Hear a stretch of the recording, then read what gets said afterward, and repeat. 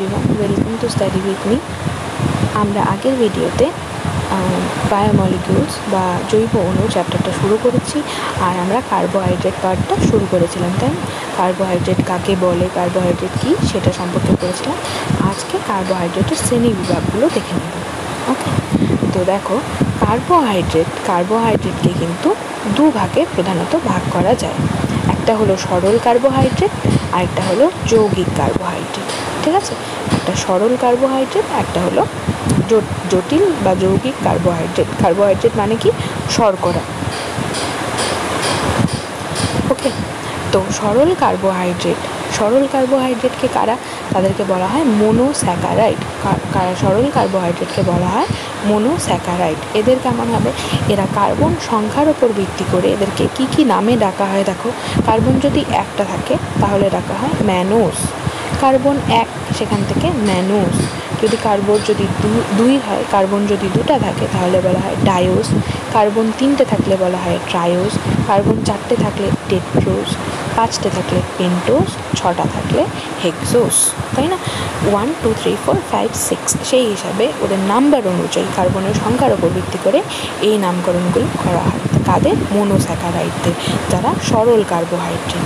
আর গ্রুপের ওপর তাদের মধ্যে কোন গ্রুপ আছে, অ্যালডিহাইড গ্রুপ না কিটোন গ্রুপ। আগের দিন বলেছিলাম যে কার্বোহাইড্রেটকে আর্দ্র বিশ্লেষিত করলে আমরা দু ধরনের গ্রুপ পেতে পারি, হয় অ্যালডোজ গ্রুপ মানে CHO, আর নয়তো কিটোন গ্রুপ মানে কিটোন CO গ্রুপ পেতে পারি, তাই না?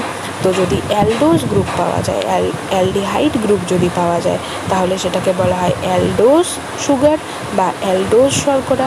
আর যদি কিটোন গ্রুপ পাওয়া যায় তাহলে তাকে বলা হয় কিটোজ সুগার বা কিটোজ শর্করা।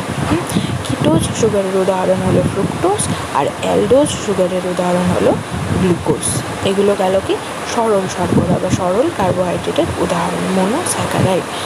ওকে, নেক্সট হচ্ছে যৌগিক কার্বোহাইড্রেট। যৌগিক কার্বোহাইড্রেটের মধ্যেও আবার দু ধরনের পাওয়া যায়, একটা অলিগোস্যাকারাইড, একটা পলিস্যাকারাইড। ওকে, 2 থেকে 10 পর্যন্ত মলিকিউলস নিয়ে বলা হবে অলিগোস্যাকারাইড, আর তারও বেশি যদি থাকে তাহলে সেটাকে পলিস্যাকারাইড বা বহু শর্করা বলা হবে। হলো, এই অলিগোস্যাকারাইডকে আরও বিভিন্ন ভাগে ভাগ করা হয়। ডাইস্যাকারাইড মানে দুটা মোনোস্যাকারাইড নিয়ে, ধরো দুটা গ্লুকোজ একটা মোনোস্যাকারাইড। তো এই যে এখানে পড়েছি গ্লুকোজ একটা মোনোস্যাকারাইড, অ্যালডোজ সুগার। তাহলে দুটা গ্লুকোজ নিয়ে ধরো গঠিত হয়েছে, একটা গ্লুকোজ প্লাস আরেকটা গ্লুকোজ, তাহলে এখানে দুটা গ্লুকোজ নিয়ে গঠিত হলো, তাই তো? দুটা গ্লুকোজ নিয়ে, এরকম দুটা গ্লুকোজ নিয়ে যদি একজন গঠিত, শুধু গ্লুকোজ না, আমি একটা এক্সাম্পল দিলাম, তাহলে সেটাকে বলা হবে ডাইস্যাকারাইড। কারণ দুটা মোনোস্যাকারাইড নিয়ে গঠিত হয়েছে, তাই সেটাকে বলা হবে ডাইস্যাকারাইড। যেমন উদাহরণ হলো মল্টোজ, ল্যাকটোজ। মল্টোজ হলো সেটাই যার মধ্যে দুটা গ্লুকোজ থাকে, ঠিক আছে, সেটাকে মল্টোজ বলা হয়। তাহলে এগুলো হলো ডাইস্যাকারাইড। অলিগোস্যাকারাইডের মধ্যে যখন দুটা মোনোস্যাকারাইড নিয়ে গঠিত হবে তখন তাকে বলা হবে ডাইস্যাকারাইড।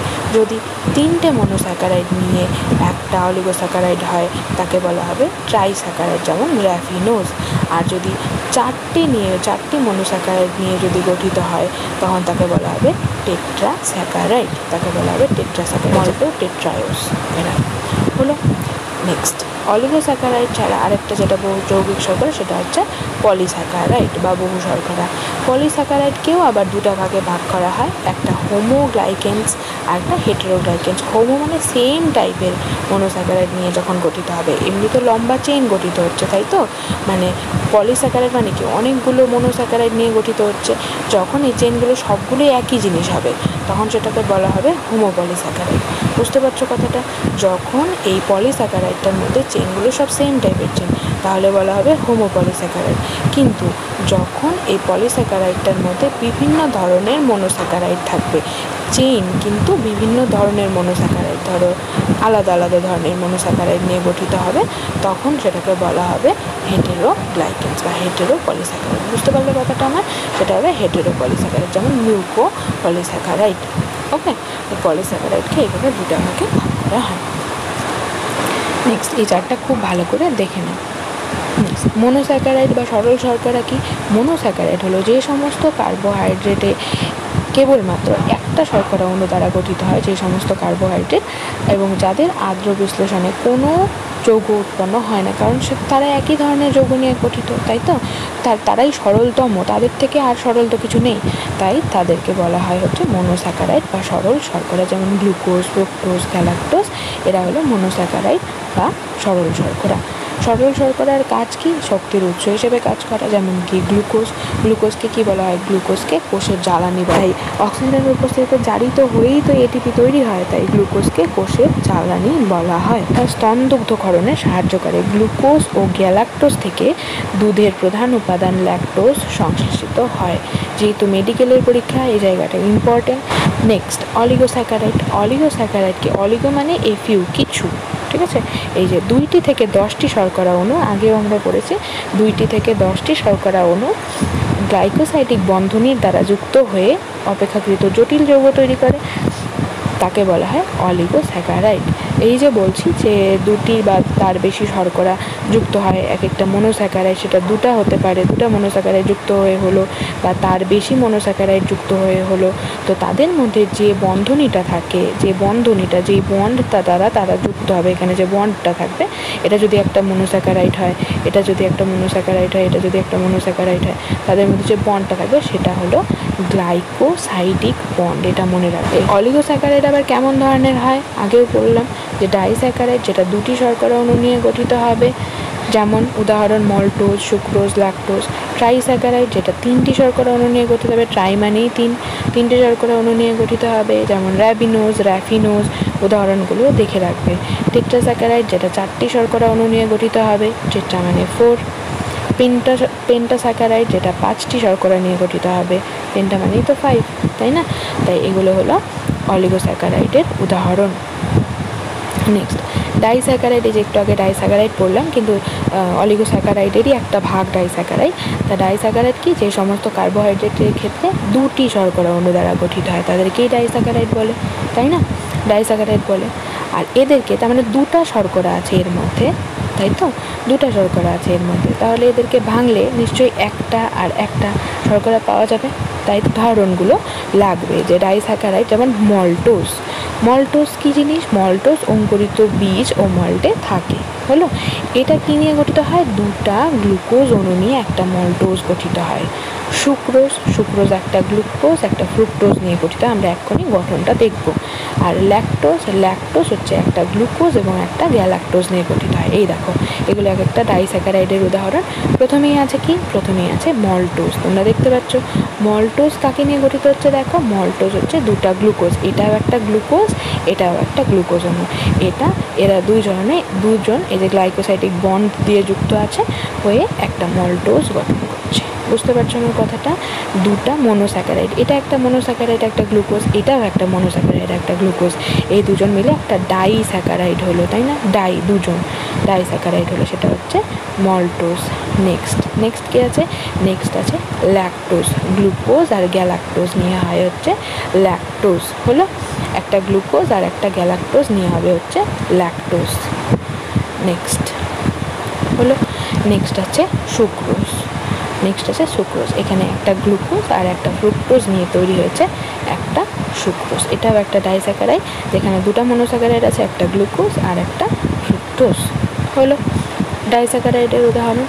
নেক্সট আছে পলিস্যাকারাইড মানে কি? যখন 10 পর্যন্ত অলিগোস্যাকারাইড বলে, তো 10-এর বেশি যদি শর্করা অণু মানে মনোস্যাকারাইড যুক্ত হয়ে একাধিক গ্লাইকোসাইডিক বন্ড দিয়ে যে জটিল শর্করা গঠন করে, 10-এর বেশি অণু যখন গঠিত হবে এবং তারা যখন একটা জটিল যৌগ গঠন করবে, তখন তাকে বলা হবে পলিস্যাকারাইড। আর গঠনের ওপর নির্ভর করে পলিস্যাকারাইডকে 2 ভাগে ভাগ করা হয়। একটু আগে দেখেছি আমরা চার্টটা পড়ার সময়। একটা হোমোপলিস্যাকারাইড, যারা একই ধরনের মনোস্যাকারাইড নিয়ে গঠিত হবে, তাদেরকে বলা হবে হোমোপলিস্যাকারাইড। আর হেটেরোপলিস্যাকারাইড মানে আলাদা আলাদা ধরনের উপাদান দিয়ে গঠিত হবে, আলাদা আলাদা ধরনের মনোস্যাকারাইড নিয়ে যখন গঠিত হবে, তখন তাকে বলা হবে হলো হেটেরোপলিস্যাকারাইড, তাই না? বিভিন্ন ধরনের আছে। তাই হেটেরো পলিস্যাকারাইড। কাজের ওপর ভিত্তি করে পলিস্যাকারাইডকে দুভাগে ভাগ করা হয়, যেটা হচ্ছে সঞ্চিত হয়, যেমন উদ্ভিদ দেহে স্টার্চ সঞ্চিত হয়, যেমন আলুর মধ্যে। উদ্ভিদ যে খাদ্য তৈরি করে, যেটা গ্লুকোজ হিসেবে তৈরি করে, সেটা কিন্তু এই স্টার্চ হিসেবে, শ্বেতসার হিসেবে জমা করে রাখে বডিতে, তাই না? যেমন আলুর মধ্যে অনেক বেশি স্টার্চ থাকে, তাই যারা সুগারের পেশেন্ট হয় তাদেরকে বলে মাটির নিচের জিনিস যেমন আলু, গাজর এগুলো খেতে না। এগুলোর মধ্যে কারণ কি, এগুলোর মধ্যে স্টার্চ সঞ্চিত আছে, আর তার মধ্যে তো অনেকগুলো গ্লুকোজ মিলে মিলেই তো একটা স্টার্চ হয়েছে, তাই না? এগুলো একটা পলিস্যাকারাইড, এগুলোর মধ্যে তো অনেক মনোস্যাকারাইড আছে, এরকম তৈরি হয়েছে, এটা একটা জটিল শর্করা। তাহলে পলিস্যাকারাইড এগুলো হচ্ছে সঞ্চয়ী পলিস্যাকারাইড। আরেকটা আছে সাংগঠনিক পলিস্যাকারাইড, যেমন হচ্ছে সেলুলোজ, যেগুলো বডি গঠনে সাহায্য করে, যেমন কোষ প্রাচীরের মধ্যে সেলুলোজ থাকে। আমরা কিন্তু আগের দিন কোষের চ্যাপ্টার পড়ার সময় পড়েছি কোষ প্রাচীরের মধ্যে সেলুলোজ থাকে। এগুলো মনে করে করে একটু মিলিয়ে মিলিয়ে যদি পড়ো, একটু আস্তে আস্তে পড়ো, আশা করি সবার এক্সাম্পলগুলো মনে থাকবে। হলো কার্বোহাইড্রেটের উৎসগুলো কী কী? উদ্ভিজ্জ উৎস যেমন মনোস্যাকারাইড, আপেল, আখ, আম এইগুলোর মধ্যে মনোস্যাকারাইড প্রধানত থাকে। ফলের মধ্যে মনোস্যাকারাইডগুলো থাকে, যেমন ফ্রুক্টোজ। এখানে একটা ইম্পর্টেন্ট জিনিস মনে রাখো, ফ্রুক্টোজকে কিন্তু ফল শর্করা বলা হয়। ফ্রুক্টোজকে বলা হয় ফল শর্করা, এটা মনে রাখবে। ফ্রুক্টোজকে বলা হয় ফল শর্করা। এটা একটা কিটোহেক্সোজ, তাই না? এটা একটা কিটোহেক্সোজ, এটার মধ্যে কিটোন গ্রুপ থাকে, আর কার্বন পরমাণু থাকে 6টা, তাই হেক্সোজ। কার্বন পরমাণু থাকে 6টা, তাই হেক্সোজ। এটা একটা ফল শর্করা, ঠিক আছে? এই ফ্রুক্টোজের এই দুটো জিনিস মনে রাখবে। তারপর যেমন ডাইস্যাকারাইড কি ভাত, চিনি, গুড় এগুলোর মধ্যে ডাইস্যাকারাইড থাকে, যেমন সুক্রোজ, যেটা হচ্ছে গ্লুকোজ আর ফ্রুক্টোজ নিয়ে তৈরি হয়, তাই না?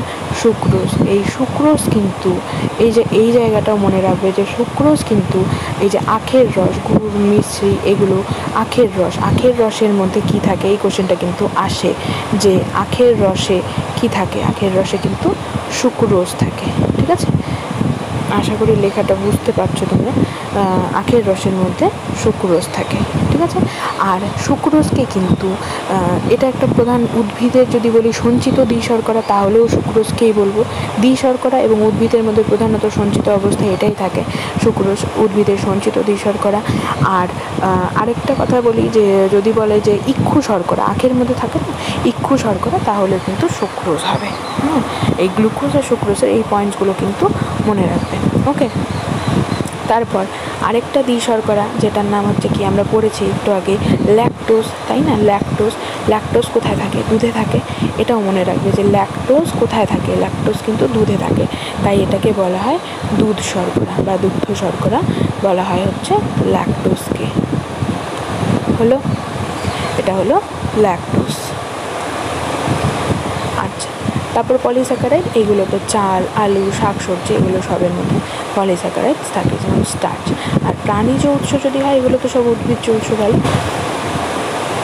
এইগুলো হচ্ছে কার্বোহাইড্রেটের উৎস, এগুলো হলো কার্বোহাইড্রেটের উৎস। এই জিনিসটা মনে রাখতে হবে যে তাপশক্তি কতটা মুক্ত হয়, সেটা হচ্ছে 4.0 কিলো ক্যালোরি তাপশক্তি মুক্ত হয়, ঠিক আছে? 1 গ্রাম কার্বোহাইড্রেট যদি জারণ করা হয় কার্বোহাইড্রেটের, ওকে?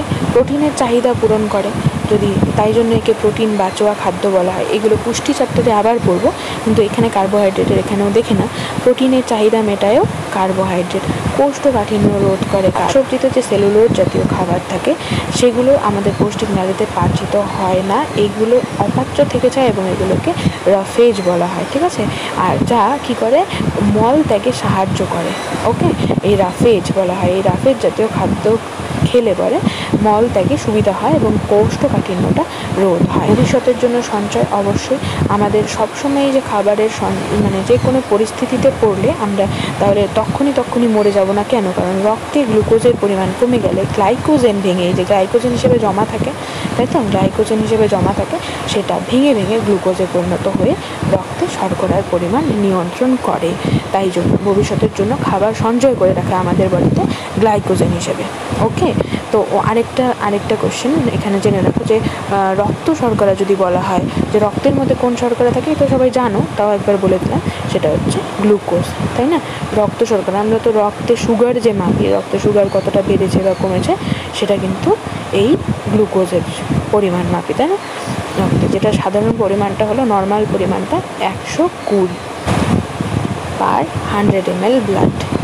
100 ml ব্লাডের মধ্যে 120 মিলিগ্রাম সুগারকে, মানে গ্লুকোজকে নর্মাল কনসেন্ট্রেশনটা ধরা হয় ব্লাডের মধ্যে। তাহলে আমাদের কার্বোহাইড্রেট কমপ্লিট হলো। তো নেক্সট আমরা প্রোটিন, লিপিড এইগুলো পড়ব।